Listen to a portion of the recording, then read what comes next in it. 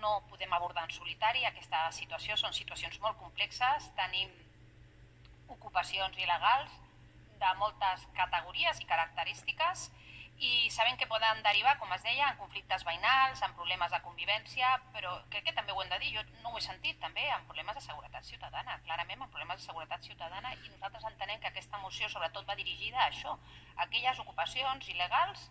Quan es diu delinqüencials, nosaltres hem entès per delinqüencial que no només hi ha darrere una màfia a l'hora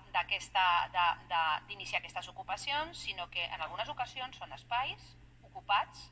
per persones que es dediquen, doncs no sé com dir-ho, a activitats i a comportaments que no ratllen dintre de la legalitat. Però ho diré d'una altra manera, a delinquir. A delinquir crec que qualsevol en el seu municipi té exemples molt palpables i molt clars. Jo podria explicar els del meu municipi, però és que crec que no calen perquè per explicacions o per exemples hi ha molts. De vegades tenim algunes famílies, veïns i veïnes, que no només estan preocupats perquè pugin la llum o perquè puguin pujar altres subministraments, sinó perquè el que veuen els seus fills i filles, que per cert també són menors i també són vulnerables, i també hem de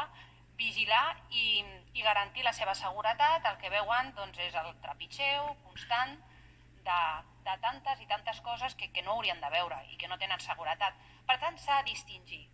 Les ocupacions, és veritat, són totes il·legals, però la característica i la naturalesa de totes elles no són iguals. Hi ha famílies que ho fan perquè es troben en una situació de vulnerabilitat, però que no es dediquen en el seu dia a dia a tirar la seva família endavant amb fets il·legals o delinquint, però en canvi coneixem perfectament persones que sí que ho fan i que el que fan no només, torno a insistir, és en malmetre aquesta convivència, sinó a provocar una sensació i una realitat, no només una sensació i percepció, d'inseguretat en el barri, en aquell carrer, en aquella comunitat de veïns i veïns que venen desesperats i desesperades a demanar-nos que actuem quan els municipis i els ajuntaments tenim la capacitat que tenim.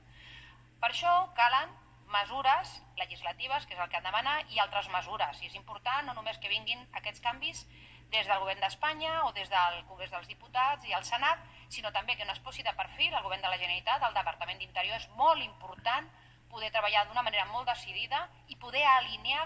qualsevol dels actors i qualsevol dels agents per poder fer-ho possible.